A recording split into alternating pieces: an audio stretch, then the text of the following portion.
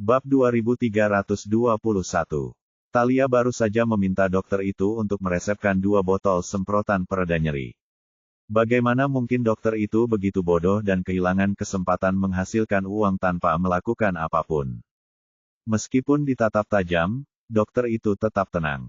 Ia hanya menundukkan kepala untuk menghindari tatapan Talia dan terus berkata, "Jika Anda tidak sakit, tidak perlu datang ke rumah sakit.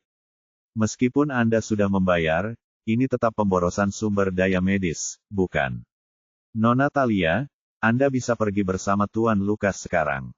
Lukas menundukkan pandangannya untuk menyembunyikan ekspresinya, tetapi bahkan Talia pun bisa merasakan hawa dingin yang terpancar darinya. "Lukas, jangan dengarkan omong kosong dokter ini. Kakiku jelas sakit, tapi dia bersikeras tidak ada masalah. Dia dokter gadungan yang tidak kompeten. Bisakah kita pergi ke rumah sakit lain?" tanya Talia. Dia mengulurkan tangan untuk meraih pakaian Lukas dan terus memohon. Namun, Lukas mundur, membuat tangan Talia hanya meraih udara kosong. "Pergilah sekarang jika Anda tidak sakit. Jangan buang waktu dokter. Masih banyak orang lain yang membutuhkan perawatan medis." Dia hanya memeluk Melody erat-erat lalu meninggalkan bangsal. Dia tidak peduli apakah kata-katanya telah menyakiti Talia. Dia memeluk Melody erat-erat sampai Melody tak kuasa menahan napas kesakitan, lalu dia menyadari apa yang sedang dilakukannya dan sedikit melonggarkan cengkeramannya. "Maaf, aku tidak bermaksud menggunakan kekuatan sebesar itu." Melody menggelengkan kepalanya. "Apakah ayah marah?" "Ya, bukankah seharusnya begitu?" Dia marah pada Talia dan juga pada dirinya sendiri karena telah tertipu olehnya. Dia tahu betul bahwa Talia adalah orang yang paling sensitif, mudah cerewet dan cemburu. Dia tidak akan begitu khawatir tentangnya jika dia tidak terluka. Talialah yang menyebabkan semua drama hari ini, namun dia masih berani berpura-pura terluka dan membuatku khawatir, pikir Lukas. Namun, yang paling tidak beruntung dalam semua itu adalah Melody, yang terpaksa mengikuti mereka ke hutan dan terluka. Belum lagi, Lukas memarahinya tanpa memberinya kesempatan untuk menjelaskan dirinya. Merasa kasihan pada Melody, Lukas memeluknya lebih erat. "Bagaimana Anda akan menghukum Nona Talia atas kesalahannya?"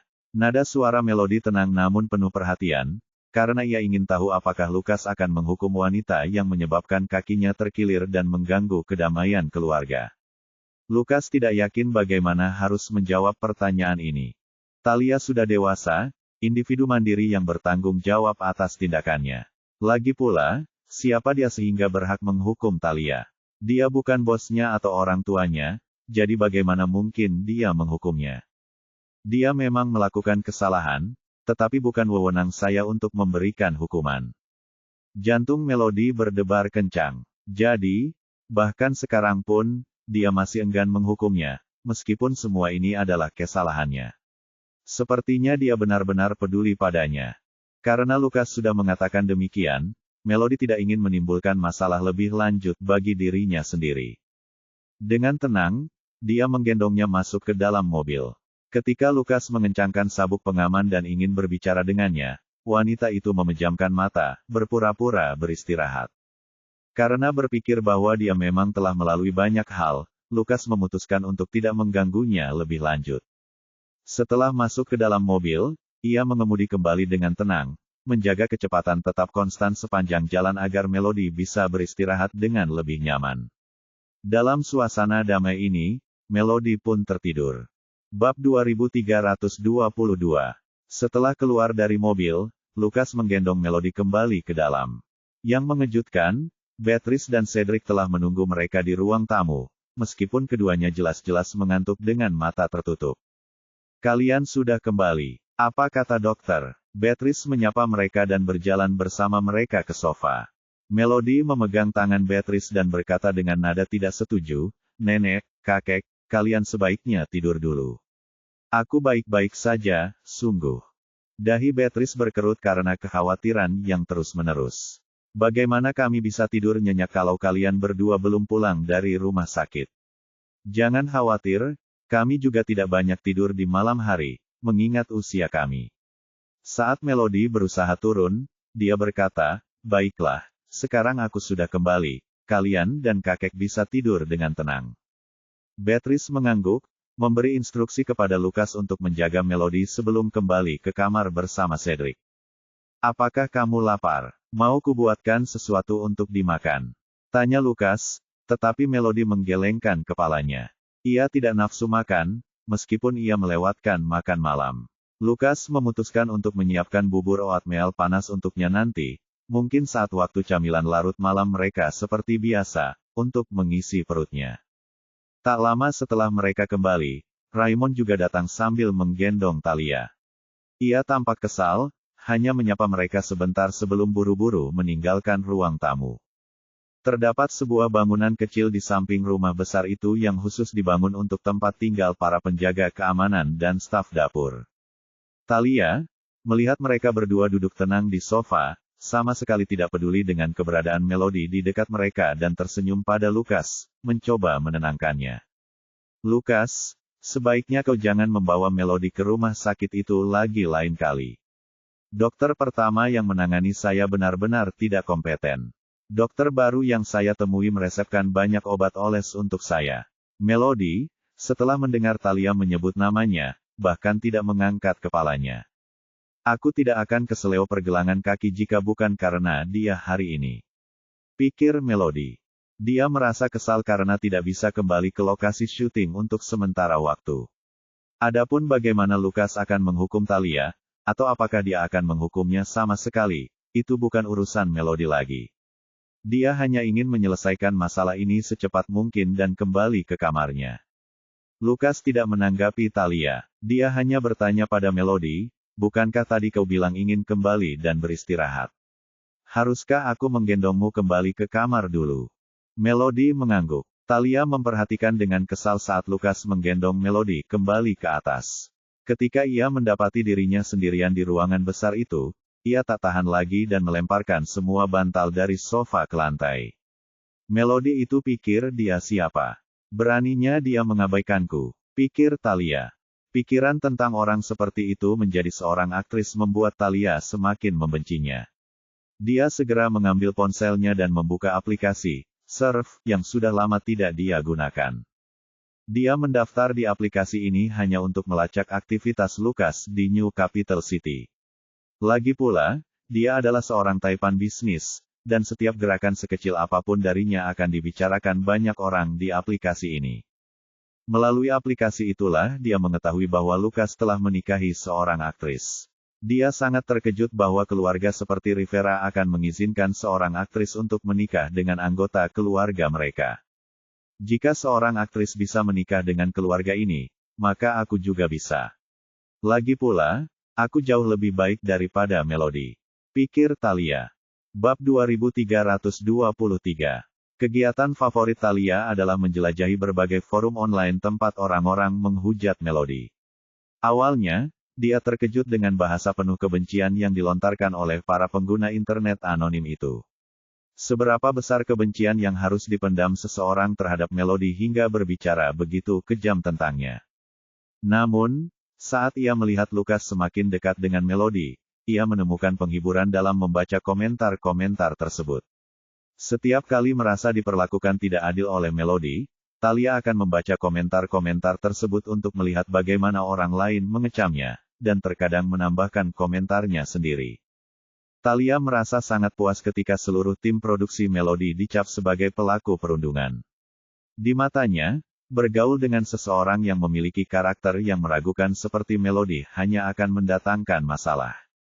Diskusi tentang tim produksi tak henti-hentinya, dan hanya dengan sekali refresh, Thalia bisa melihat postingan terbaru yang menghina Melody.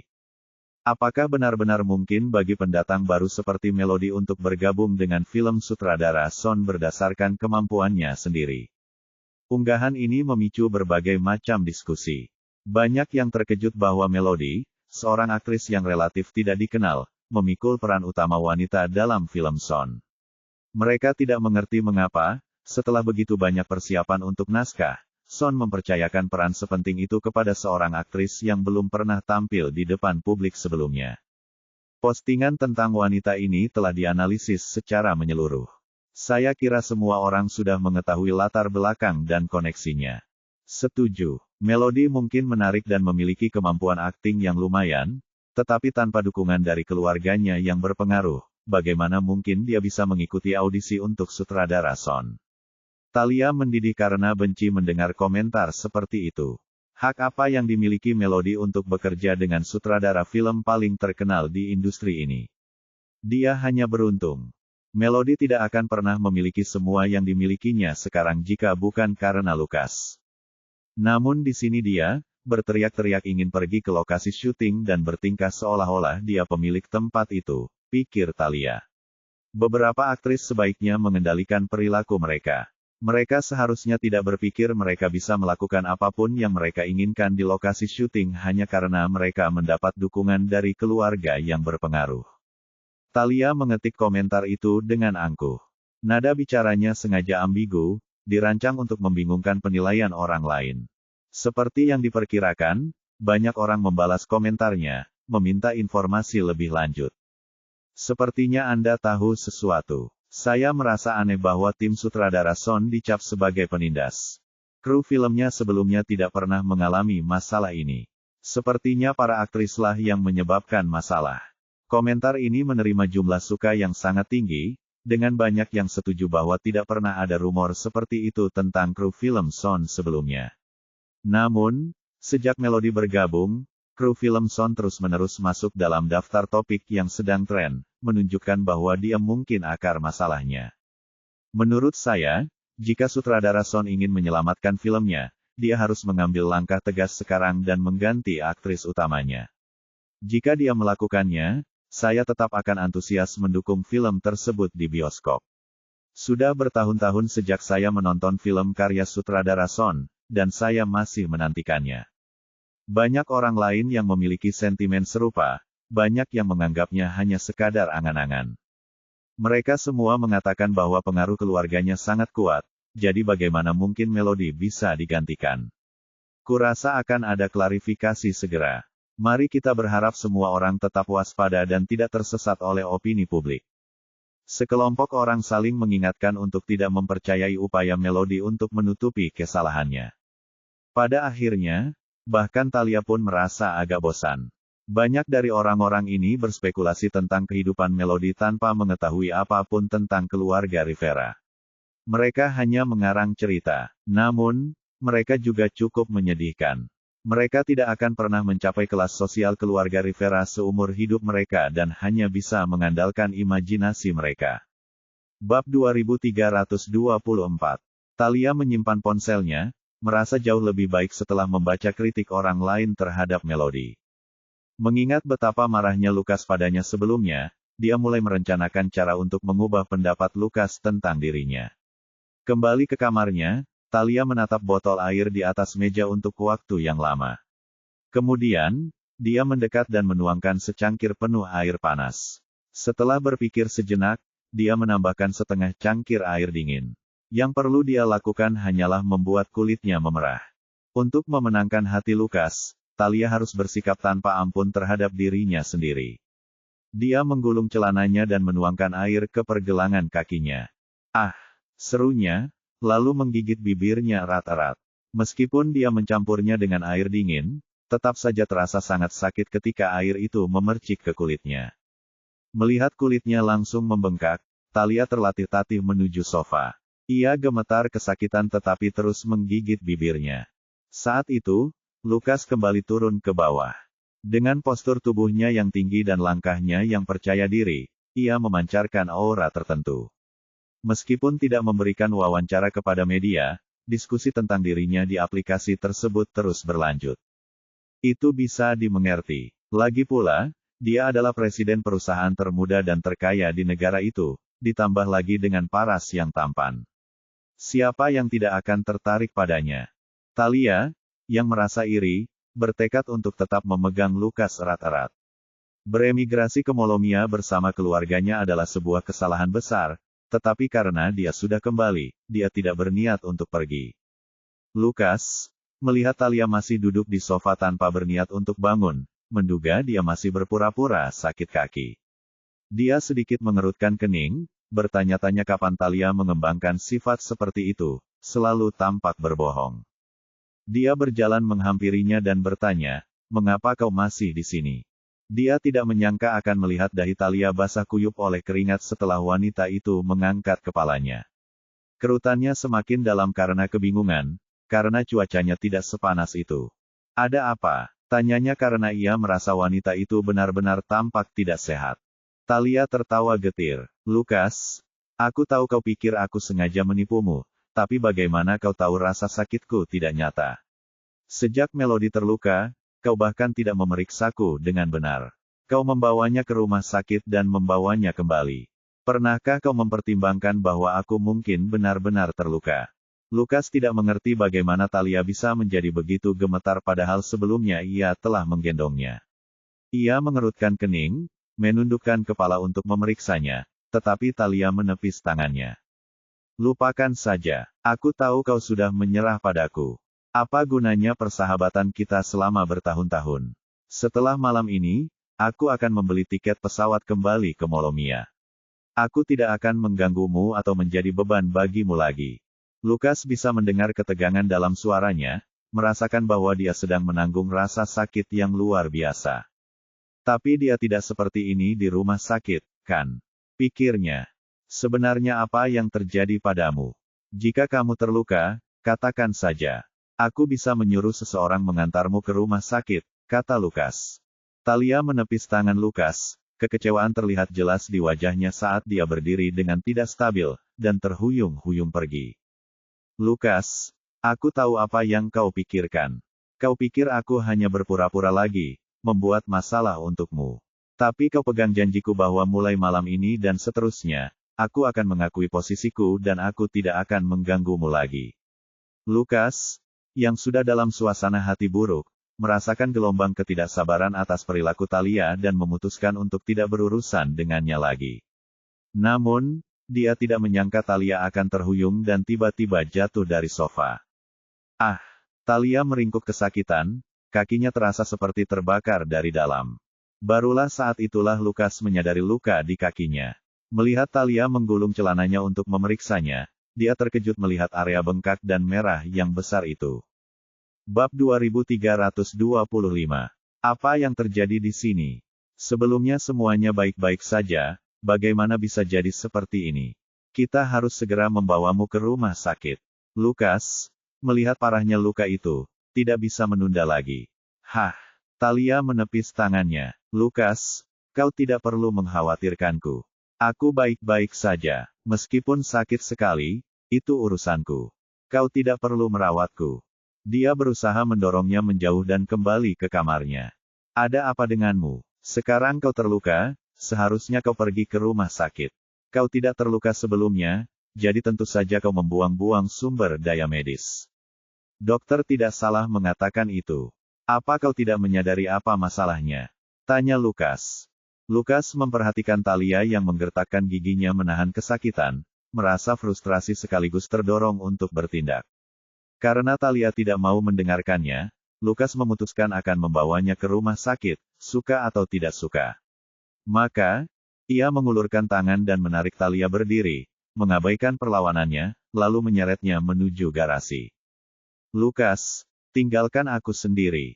Biarkan aku menderita di kamarku. Lepaskan aku, lepaskan aku.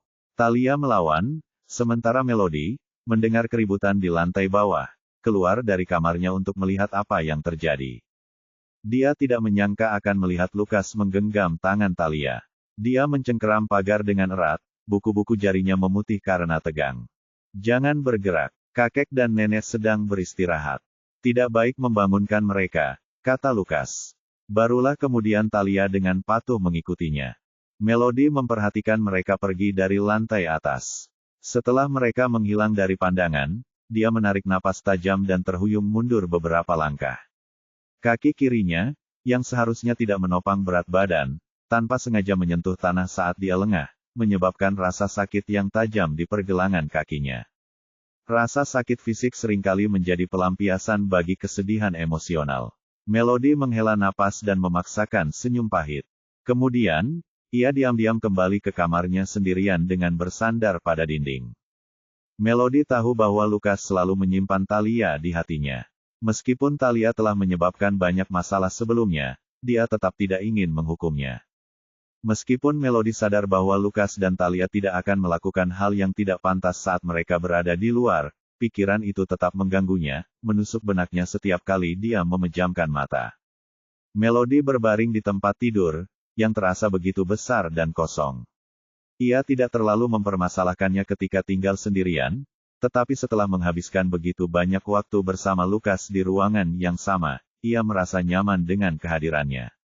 Namun, Lukas meninggalkannya sendirian tanpa pikir panjang. Melody hanya ingin meninggalkan rumah besar itu. Apapun yang terjadi antara Lukas dan Talia, dia tidak ingin memikirkannya lagi, jadi dia mengeluarkan ponselnya dan menghubungi Monica. Bagaimana kabar kru akhir-akhir ini? Apakah kalian semua sudah melanjutkan syuting? Monica sepertinya sudah menunggu pesan itu sejak awal. Begitu melihat pesan Melody, dia langsung membalasnya. Belum. Apa gunanya memulai tanpa aktris utama? Kamu mau kembali dari mana? Bukankah kamu bilang akan keluar dari rumah sakit kemarin? Kenapa kamu tidak mengunjungi kami hari ini? Melody memaksakan senyum dan hanya mengatakan dia ada urusan yang harus diurus. Apakah akomodasi yang telah diatur oleh Tuan Son untuk para pemain masih tersedia? Son selalu mengatur akomodasi untuk para pemain agar mereka lebih mudah mendalami peran mereka. Bab 2326. Son khawatir beberapa anggota pemeran mungkin kesulitan untuk kembali menghayati peran setelah kembali ke rumah mereka sendiri. Namun, Melody berbeda dari yang lain. Bahkan jika dia tinggal di tempat lain selama 10 hari atau setengah bulan, tidak ada kekhawatiran dia tidak bisa kembali menghayati perannya. Penampilan Melody yang luar biasa dalam peran akting pertamanya benar-benar mengagumkan. Karena itu, meskipun banyak investor menyarankan agar Son mengganti Melody dengan aktris lain, ia enggan melakukannya. Monica agak bingung. Melody hidup nyaman di rumah mewahnya sendiri, jadi mengapa ia menanyakan tentang apartemen kecil dengan 2 kamar tidur ini? Tentu saja ada. Tuan Son memesan beberapa unit saat membuat pengaturan awal. Ada apa? Apakah Anda ingin menginap di sana? Tapi saya rasa Tuan Lukas tidak akan pernah menyetujuinya. Ada sedikit nada sarkasme di wajah Melody. Apa bedanya dia setuju atau tidak? Lagi pula, bisakah kau bantu aku memberitahu Tuan Son bahwa aku akan pindah besok? Aku akan pindah setelah syuting selesai. Meskipun Monica biasanya tidak peka, dia bisa merasakan ada sesuatu yang tidak beres antara Lukas dan Melody. Namun, begitu mendengar bahwa Melody ingin pindah ke asrama, dia merasa lega karena memiliki teman yang bisa diajak bicara. Tentu, saya akan membicarakannya dengan Tuan Son begitu saya sampai di lokasi syuting besok. Kehadiranmu di sini juga akan membuat latihan malam kita lebih nyaman. Akhirnya, ada sedikit senyum di bibirnya saat dia menjawab, terima kasih. Saya menghargai itu. Setelah meletakkan ponselnya, dia tidak memikirkan hal lain dan langsung tidur. Baru keesokan paginya dia menyadari ada jejak seseorang yang tidur di bantal di sebelahnya. Dia tidak tahu kapan Lukas kembali, tetapi itu tidak penting. Lagi pula dia akan pindah ke asrama. Menjauh dari Lukas dan Talia akan membantunya menjaga pikirannya tetap jernih. Melody dengan hati-hati bangun dari tempat tidur, belum sempat memakai sandal, ketika ia melihat Lukas mendorong pintu dan masuk. Ia memancarkan aura dingin, menandakan ia baru saja kembali dari luar. Selamat pagi. Aku akan menggendongmu ke bawah untuk sarapan, kata Lukas. Melody tidak menolak tawarannya. Ketika dia duduk di meja dan menghadap Beatrice dan Cedric, dia akhirnya tersenyum. Kakek, nenek, apakah kalian berdua tidur nyenyak semalam? Kami tidur nyenyak. Kenapa tidak? Apakah kakimu terasa lebih baik hari ini? Setelah beberapa saat, Melody melihat Lukas membantu Talia keluar dari ruangan. Pergelangan kakinya juga dibalut perban, sepertinya cedera yang cukup serius. Hal ini membuat semua orang bingung, dan Beatrice angkat bicara, apa yang terjadi padamu, Nona Talia? Bukankah kau baik-baik saja semalam?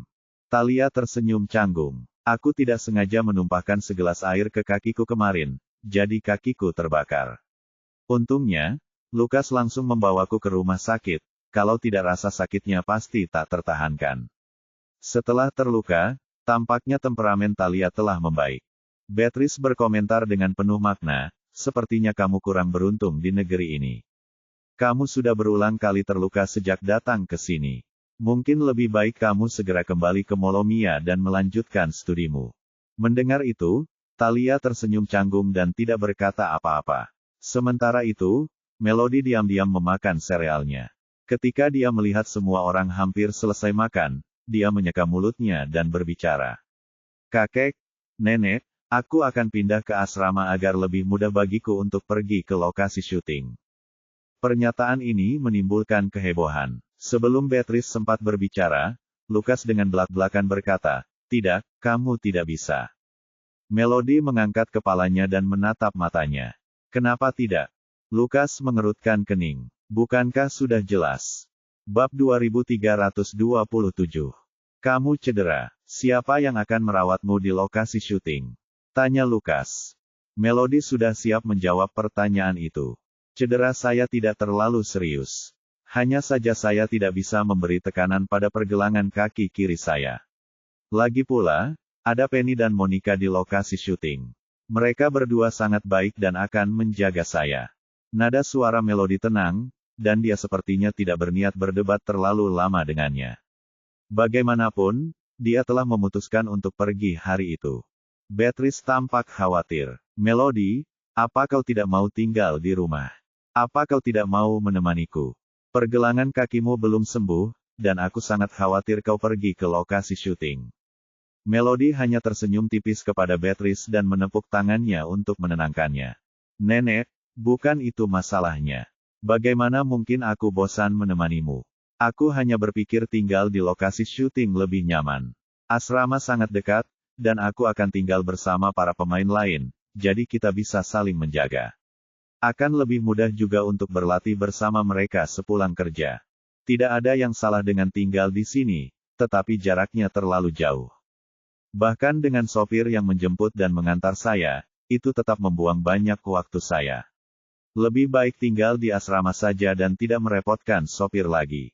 Beatrice juga mengerti bahwa keinginan Melody untuk pindah mungkin ada hubungannya dengan Thalia. Karena Melody sudah memutuskan, wanita tua itu tidak bisa berbuat apa-apa selain mengangguk. Hanya Lukas yang bersikeras dan menolak membiarkannya pergi. Namun, Melody tidak menanggapi keberatan Thalia dengan serius. Dia tidak membutuhkan persetujuan orang lain untuk urusannya sendiri. Sebaliknya, Thalia lah yang bertindak di luar kebiasaan karena menyarankan Melody untuk tetap tinggal. "Melody, kamu masih cedera. Mungkin akan merepotkan jika harus pergi ke lokasi syuting. Lagi pula, seberapa dekat pun kamu dengan para pemain lain, mereka tetap hanya teman.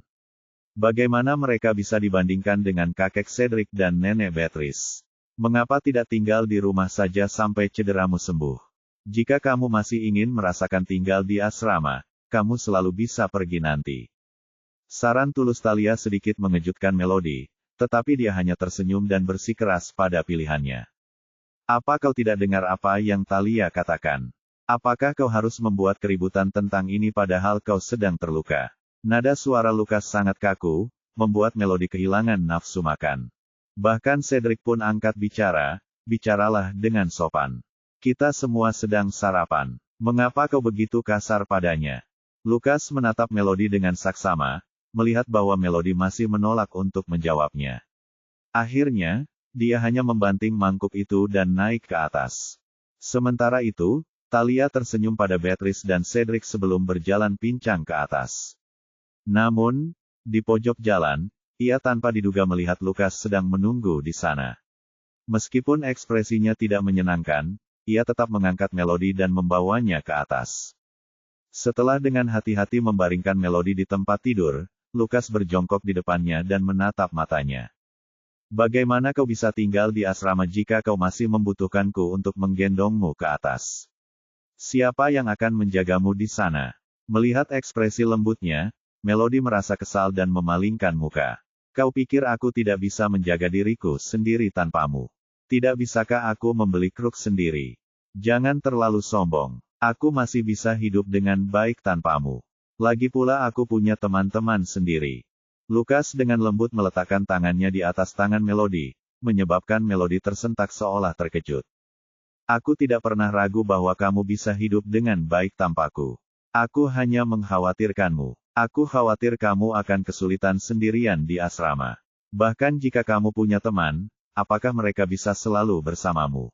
Jika kamu terjatuh di tengah malam, siapa yang akan ada di sana untuk membantumu bangun? Bab 2328. Melody menggigit bibirnya sambil menatap Lukas. Kau pasti bercanda, kan? Kau membuatnya terdengar seolah-olah kau bisa berada di sisiku sepanjang waktu. Lukas menatap Melody, dan tatapan mereka bertemu dalam diam. Setelah sekian lama, Melody akhirnya memalingkan muka, karena tahu bahwa semua itu mustahil. Dia tidak ingin memaksa. Pria itu adalah presiden sebuah perusahaan publik, jauh lebih sibuk darinya, seorang aktris kelas 2. Apakah kamu hanya akan bahagia jika pergi ke asrama? Jika kamu tinggal di rumah, aku masih bisa melihatmu dan merawatmu, tetapi begitu kamu pergi ke asrama, aku. Melody menoleh sambil tersenyum. Jangan khawatir, aku hanya cedera kaki kiri. Aku tidak sepenuhnya lumpuh. Lagi pula, Talia juga cedera dan membutuhkanmu untuk merawatnya. Kau akan kewalahan merawat kami berdua. Setidaknya bebanmu akan sedikit berkurang jika aku pindah ke asrama. Kau marah? Kata Lukas singkat. Aku dan Talia tumbuh bersama. Aku tidak bisa mengabaikannya begitu saja. Melody menghela napas. Dia tahu aku marah, namun dia masih menyebut Talia di depanku. Pria ini benar-benar tidak becus dalam memahami wanita. Aku tahu kau selalu berterima kasih pada ayahnya karena telah menyelamatkanmu, dan itu urusan kalian berdua. Tak perlu mengatakannya lagi padaku. Lagi pula, jika kau setuju, tolong antarkan aku ke lokasi syuting besok. Anggap saja ini sebagai ketidaknyamanan terakhirku untukmu. Lukas merasa jengkel dengan betapa keras kepalanya Melody. Karena Melody begitu bersikeras untuk membuat masalah bagi dirinya sendiri, dia memutuskan untuk tidak membujuknya. Baiklah, itu pilihanmu. Jangan menyesalinya. Aku tidak pernah menyesal. Melody tidak menatap Lukas. Ia hanya mendengar pintu terbanting menutup tak lama kemudian. Sepertinya dia tidak akan kembali malam ini, pikirnya. Meskipun pertengkaran mereka yang tidak menyenangkan malam sebelumnya, Lukas segera muncul di meja sarapan keesokan paginya. Setelah Melody dengan tenang menghabiskan sereal dan bertukar sapa dengan Beatrice, Lukas berdiri untuk menemaninya ke lokasi syuting. Melody memperhatikan bahwa dia tidak banyak makan sarapannya, bahkan tidak menyentuh sereal sama sekali. Setelah mereka masuk ke dalam mobil, Melody bertanya, "Kamu akan sakit perut lagi kalau melewatkan sarapan?" Lukas hanya mendengus. "Kau tidak perlu mengkhawatirkan aku lagi. Lagi pula, bukankah kau akan pindah ke lokasi syuting?" Nada bicaranya kasar, tetapi Melody memilih untuk tetap diam, tidak ingin menimbulkan masalah lebih lanjut. Monica telah memberitahu Son tentang keputusan Melody pagi-pagi sekali, dan Son senang karena Melody akan pindah ke asrama di lokasi syuting. Setelah Melody kembali, itu berarti Lukas akan menangani rumor yang beredar di internet. Dia tidak akan membiarkan istrinya terus-menerus diserang oleh pengguna media sosial anonim. Dengan demikian, sebagian besar tokoh penting dari kru produksi berkumpul di gerbang, menunggu Lukas membawa Melody. Melody melihat Son dan yang lainnya menunggu di tengah angin dingin dari kejauhan. Dia terkejut dengan sambutan yang meriah. Namun, Lukas tidak terlalu memperhatikannya. Setelah keluar dari mobil, dia pergi ke sisi Melody untuk membukakan pintu baginya. Dia membantunya keluar dan menunggu sampai Melody berdiri tegak sebelum mengambil kruk yang telah disiapkannya semalaman dari jok belakang. Tongkat penyangga itu memiliki tinggi yang pas untuk Melody, dan dia diam-diam menghargai tindakan tersebut. Dia tidak menyangka Lukas akan menyiapkan tongkat penyangga itu untuknya.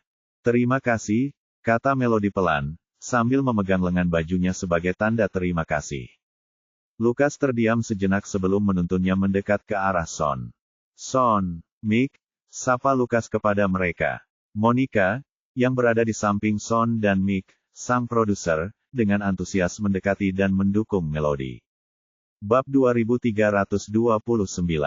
Apa kabar, Melody? Apakah pergelangan kakimu sudah lebih baik? Tanya Monica. Melody tersenyum. Antusiasme Monica selalu menular, dan Melody merasa ikut terangkat semangatnya oleh kepositifannya. Aku sudah hampir pulih, tapi aku masih belum bisa menopang berat badanku pada kaki kiri selama beberapa hari ke depan. Aku mungkin butuh bantuanmu dan Penny, jawab Melody sambil tersenyum. Monica mengangguk. Senang sekali kau kembali. Sekarang kita bisa membahas naskah bersama setiap hari. Karena Lukas memiliki banyak hal yang harus diurus, mereka tidak banyak berinteraksi dengannya dan akan mengikuti arahannya tentang bagaimana menanggapi rumor tersebut. Setelah Melody merasa nyaman, dan melihatnya menikmati percakapannya dengan Monica dan yang lainnya, Lukas hanya mengucapkan selamat tinggal sebelum pergi. Setelah Lukas pergi, Monica akhirnya memberanikan diri bertanya kepada Melody, mengapa tiba-tiba pindah ke lokasi syuting? Cedera kakimu sepertinya serius. Bukankah lebih baik kau tinggal di rumah saja dulu? Melody menghela napas, tak ingin membahas detailnya. Aku punya alasan. Ada apa? Kau tak ingin aku tinggal di asrama bersamamu? Monica menggelengkan kepalanya. Tentu saja, semakin banyak orang yang tinggal di lokasi syuting, semakin baik. Akan meriah, seperti saat aku masih sekolah.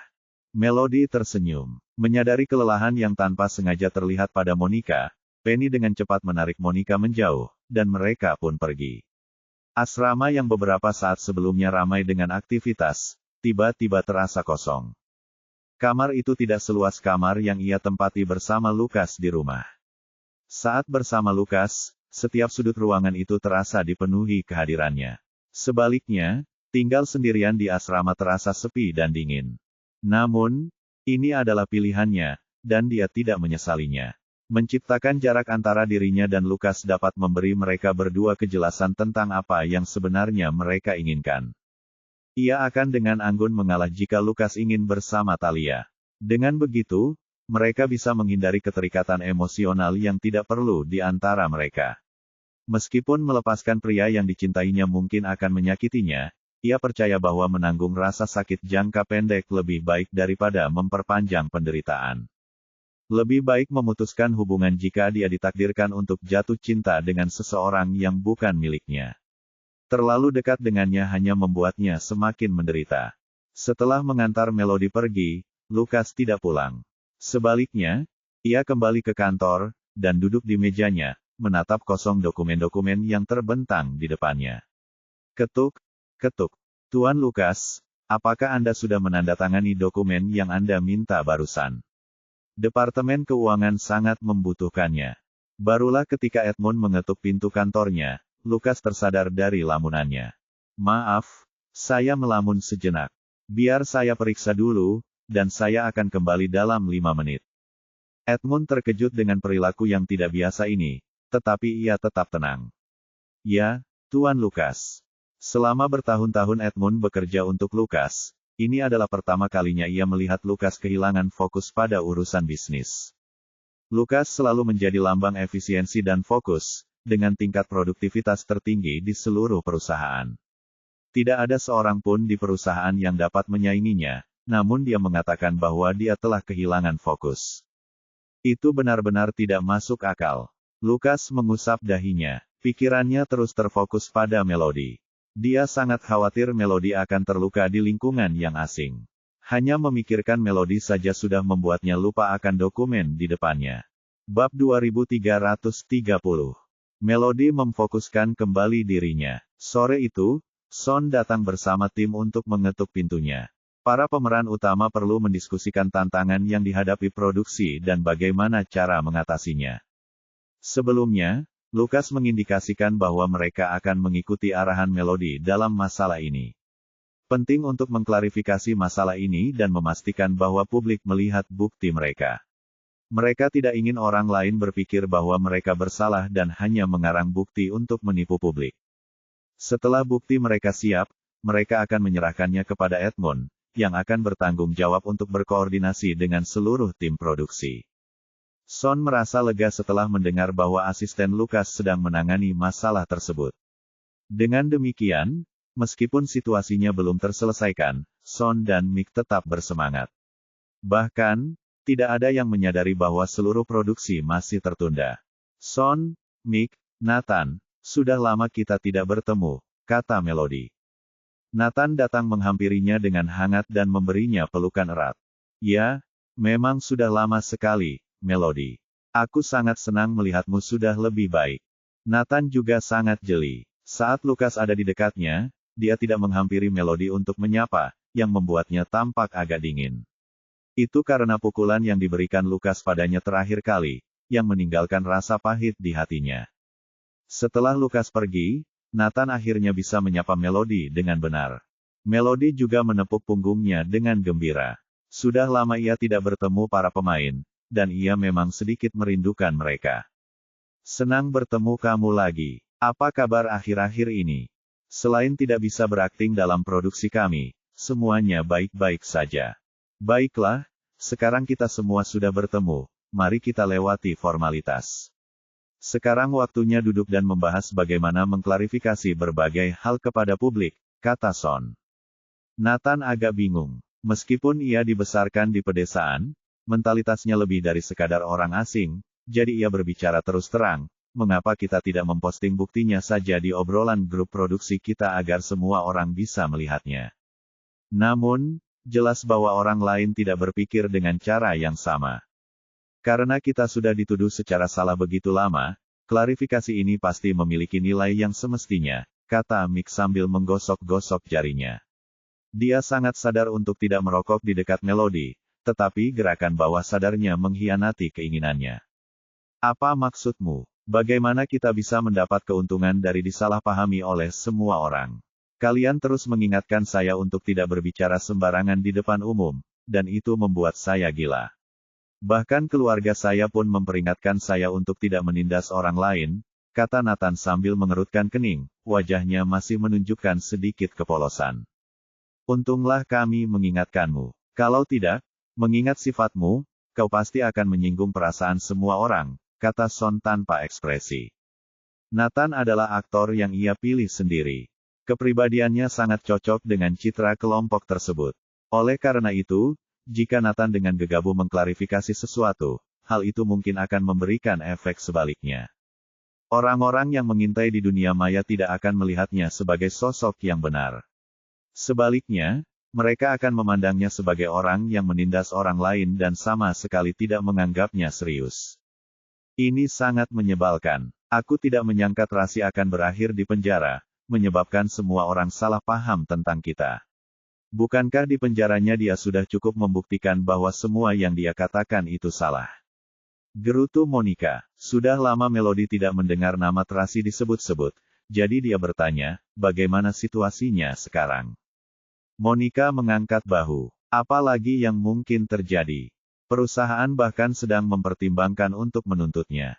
Bright Star Entertainment benar-benar sial. Mereka mengira akan mendapatkan bintang masa depan, tetapi ternyata menjadi bencana.